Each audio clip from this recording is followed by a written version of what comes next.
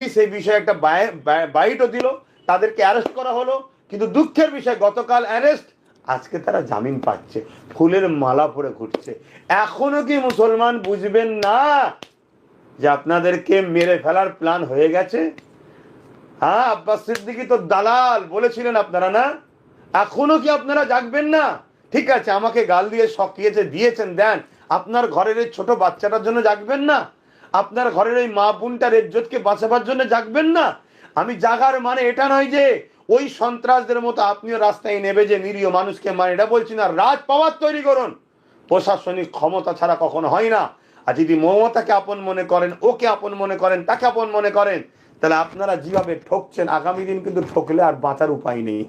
তো মনে রাখবেন এই কথাটা, দুজন পাকিস্তানের পতাকা আমার দেশের বাঁধছে এবং তাতে লেখা আছে ভারতবর্ষ মুর্দাবাদ, পাকিস্তান জিন্দাবাদ।